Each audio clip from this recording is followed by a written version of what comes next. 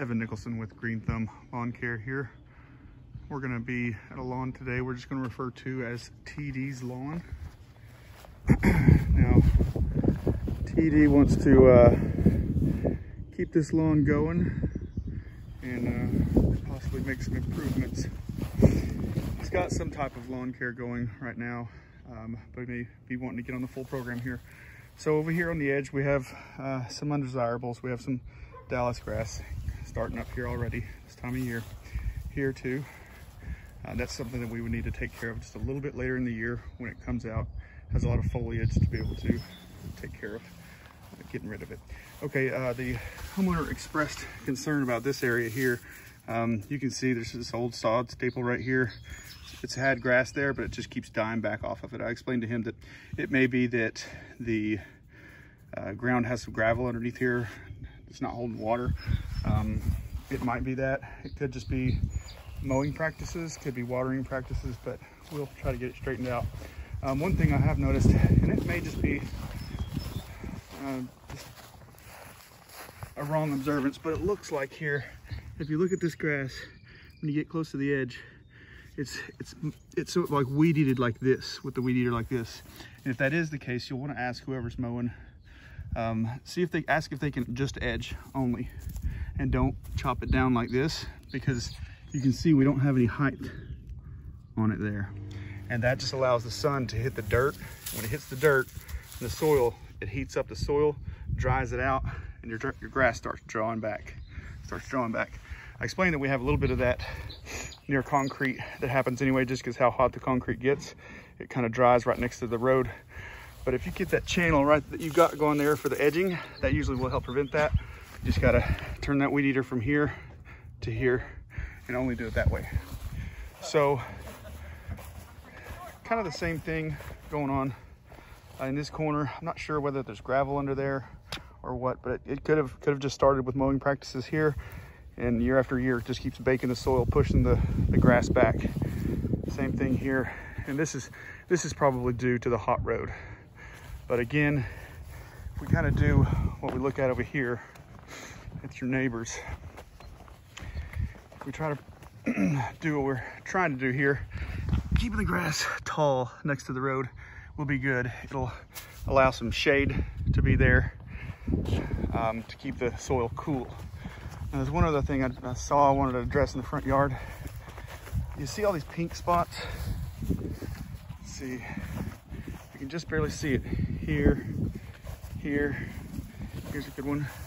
I don't know if you can tell in the video, but it's kind of a pink color. That's called red thread. That's a common disease that happens usually when the pH is a little bit off.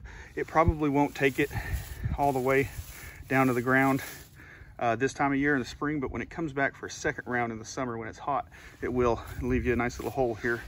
It's something that can be remedied on the spot when we see it. So if you see that coming out later in the year, do give us a call. But the neighbor here had it as well, pretty bad, both front and back. But you can see that it's not a problem this year. Just probably due to the soil corrections that we put down.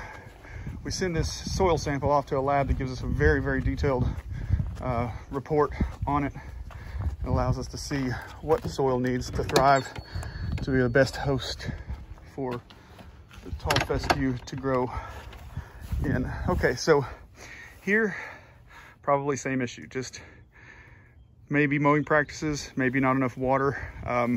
Light colored houses, we often have areas that have heat stress, because when the sun hits here, reflects from there, doubles up almost, gets really, really hot. Again, best practice here is to have good mowing habits, good watering habits, and then let us get in here and seed this fall really, really thick so that it's like this here, and the grass will provide shade for the ground and keep the ground from heating up so much, allow the moisture to stay in there.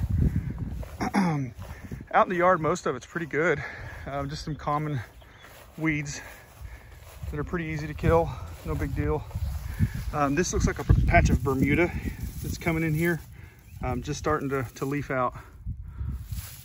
Some people don't like this, some people don't mind it. It blends in with the lawn pretty well in the summer when it greens up, but then it goes dormant in the winter and looks like this. So we're just now getting into spring, so it's not quite popped out yet. If that is something that is going to be of concern, especially if you had it all through here, if that's going to concern you, I would suggest this year we take care of that, because it is competitive, very competitive, and it will fight for ground space with this tall fescue, and it usually wins. So it'll grow every year. You might have even seen it growing or spreading already, but if we let it go, I don't know how many years it would take, but it would fill this whole place. But we can get rid of that. We come in the late summer and just kill it. So you'd have a big dead spot right here. It's unsightly, but hopefully we only have to do that once. We leave it dead for a few weeks, make sure it's dead, and then come back and seed over it in the fall months. And then it'll fill in with tall fescue.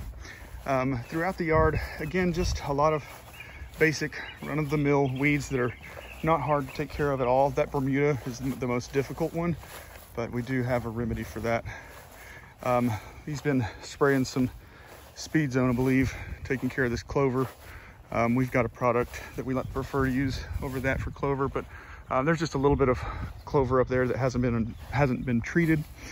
And then here we see in this ditch this lighter colored line of grass. That's going to be Poa trivialis. It comes in the winter, and it's like kind of that lime green color, and then when it gets hot it dies back. The only problem with it is that it's a grass, so you can't selectively kill it out of the grass without killing the grass. And since it grows in the winter, we can't do that summer trick and then seed over it. So really the only thing you can do here is just come in here and seed real heavily right here where this line is, and get the tall fescue to just smother it out. It will persist. If we seed this fall, it will be here next year, but it'll be less because we'll have it getting choked out. And then each year we go, hopefully we can continue that process and keep it getting less and less every year. The idea of our program is, one of the things we do is we just try to get the lawn thick enough that nothing else can just eke out an existence. Weed seeds don't get enough sunlight to germinate. Our grass competes for sunlight with other weeds and grasses that want to be in here, and we just simply outrun them. Okay, so I think this just about covers it. This is going to be the same issue as the curbside. Just when you come up to these edges, looks like it's just kind of creeping back over the years. But again, it's a self-propelling problem. It kind of accelerates itself.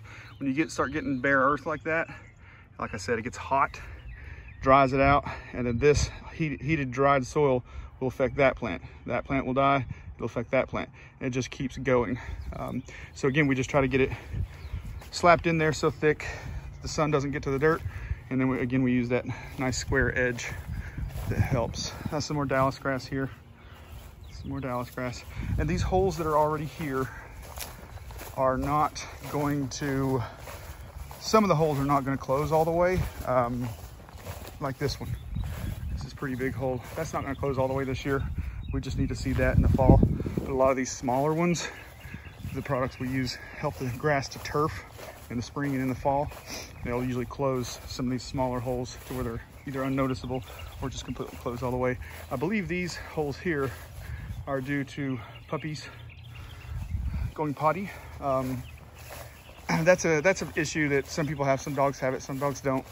And there is a product, I'm not sure what it's called, I'm sure you could quickly Google it, that changes the pH of their urine. You just put it in their water or put it in their food, and it seems to be pretty effective. Customers that have started doing that no longer have pee spots in their yard. So it's a good way to solve that problem, quick and easy. All right, I think that covers everything, and we will get this soil samples off to the lab and let you know our findings. Evan with Green Thumb, signing out.